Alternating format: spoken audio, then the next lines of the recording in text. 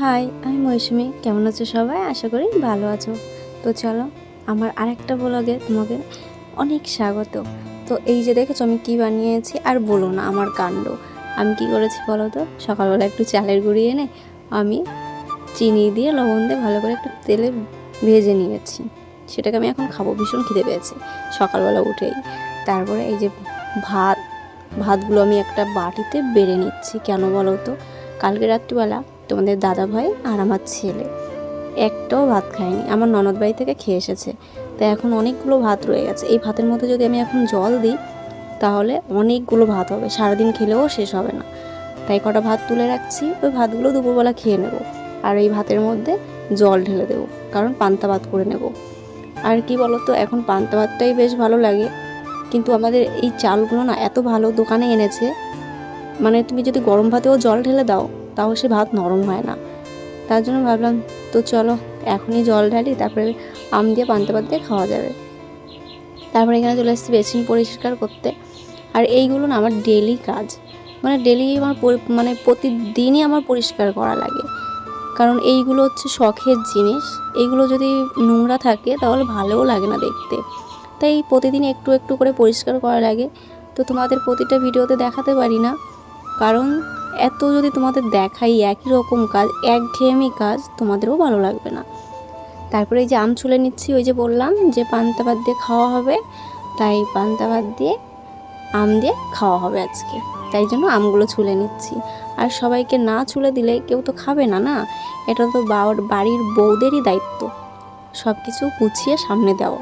তো সেইটাই করছি। তো এখন কিন্তু প্রায়ই আমাদের বাড়িতে আমার পান্তা ভাতই হবে। আমি এখন চলে এসেছি ছাদে। তো আমি সিঁড়িটা ঝাড় দেবো, ছাদটা ঝাড় দেবো না, ছাদ পরিষ্কারই আছে, সিঁড়িটা ঝাড় দেবো।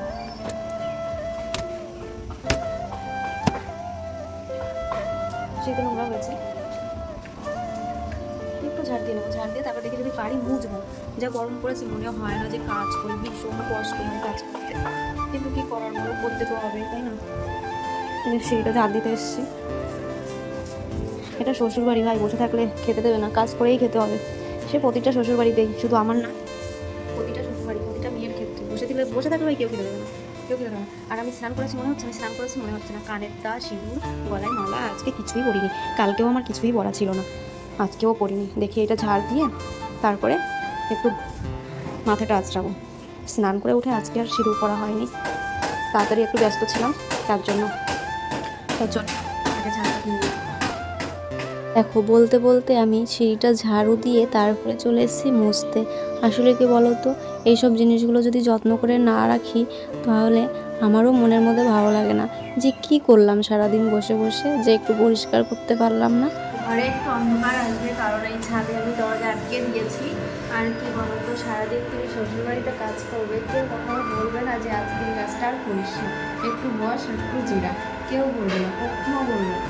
সে যেমনই হোক না কেন, বলতেই যাবে না, ঠিক আছে?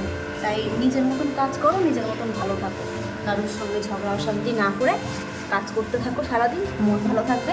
আর মন যদি ভালো না থাকে, গান শোনো, বেশ সারাদিন কেটে যাবে। তো চলো মুছে নি, তারপর পটল ভাজা হয়ে গেছে।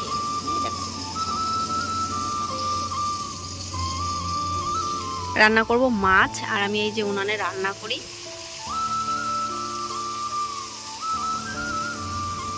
মানে বেগুনের ঝোল করব মাছ দিয়ে। আর এখানে মাংস আছে, মাংস। বাইরে কি গরম, রান্না করছি কাঠের উনানে।